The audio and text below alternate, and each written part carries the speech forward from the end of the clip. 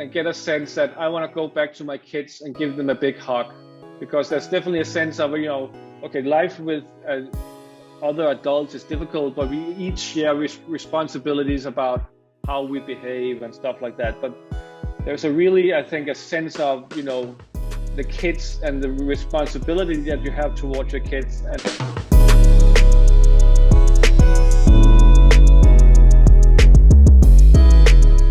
Hi, Christoffer. Hi, Jana. Hi. How are you? I'm good. How are you? Good. Thank you so much for your time. It's a pleasure to talk to you. But everybody wants to know, what is your favorite food? What is my favorite food? I'm in a very complicated situation. I came from a very traditional meat-eating situation, and now everybody around me, all my kids are vegans. So I'm on a very strict vegan diet, but I would say pasta is probably my favorite food. And what we in Denmark has is called open sandwiches. It's something quite unique from Denmark, which I think is quite wonderful. We have many different varieties of these open sandwiches, but it's done on rye bread. I don't think you know it in different countries, but it's quite wonderful. I would guess that's my favorite. It makes me very Danish, at least. That's awesome. So now let's get into A Taste of Hunger, and amazing movie. I really enjoy. I would like to know this collaboration with Tobias. What was about his script that got your attention? I've known Tobias, for 15 or maybe even longer. Just when he went out of film school, one of the first small movies he did, I actually produced. So I wanted to work with him for ages, and we talked about a project, and we couldn't find we needed to find the right project. But quite quickly, we settled on marriage, because he comes from a large family. He has a wife and 3 kids. I have a wife and 3 kids. Usually my movies are only about, me and my inner fantasies, and Tobias is very much about looking at the world, and he does the investigation. He does real life reporting in fiction, but about the world around us. So we had to find a meeting place. So we both have these families that we thought, okay, a marriage and the struggle of marriage is interesting.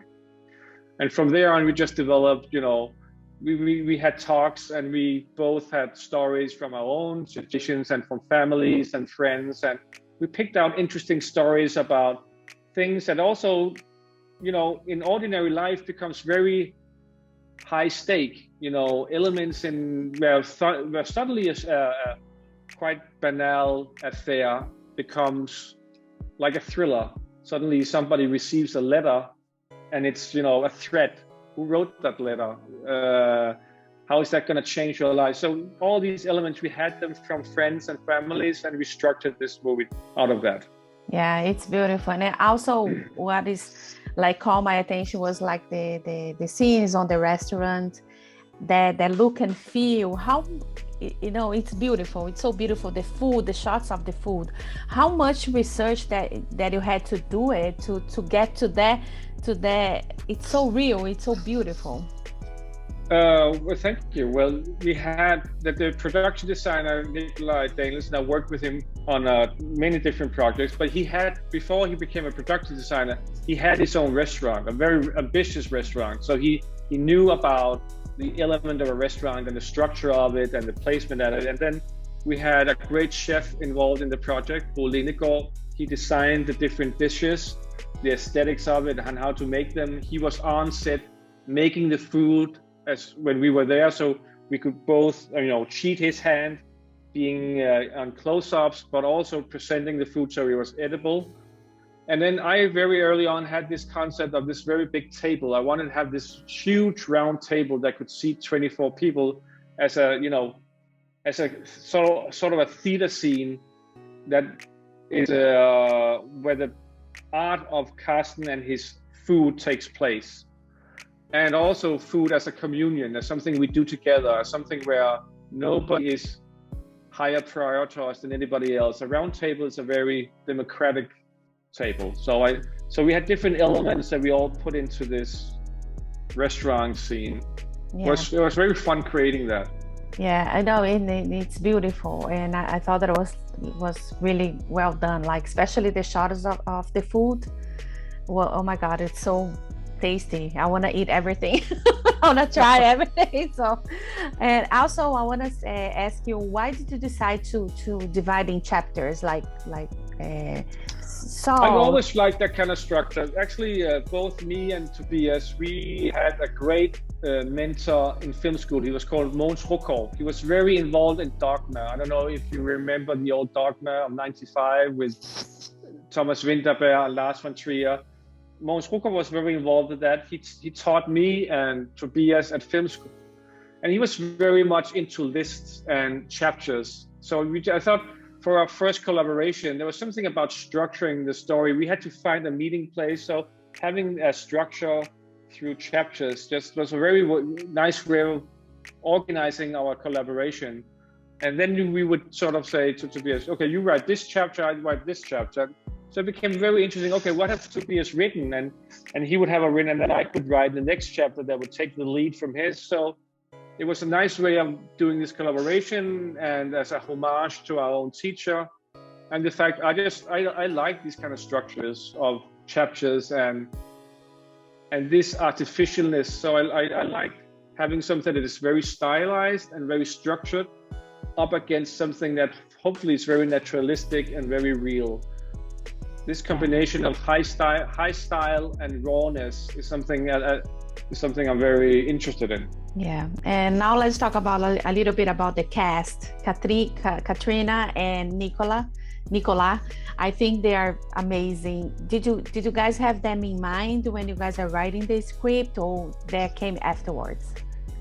It came at the end of the writing process, because we wrote the script over many years. So everything evolved, and the role of Carsten changed, and the role of Maggie changed. But at the end, we had a script, and I knew, okay, I have to do this.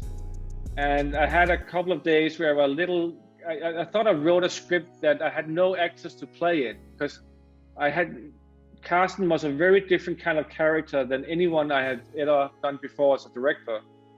But then suddenly I realized that Nikolaj is this great actor. I never worked with him before, but he's really evolved as an actor into something very interesting.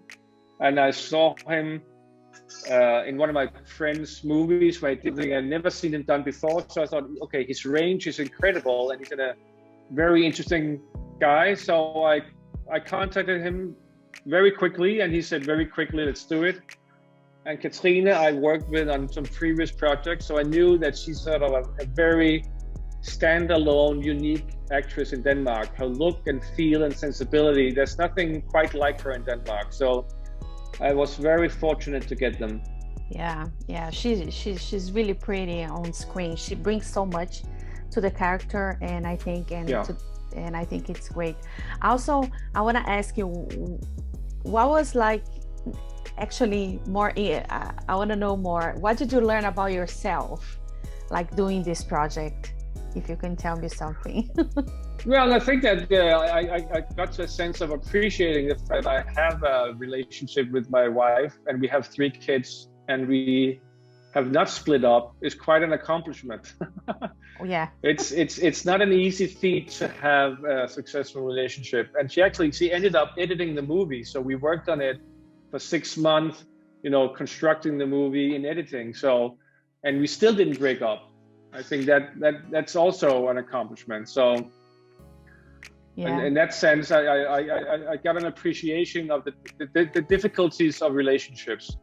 I think I previously, as a younger man, took for granted. Now I understand,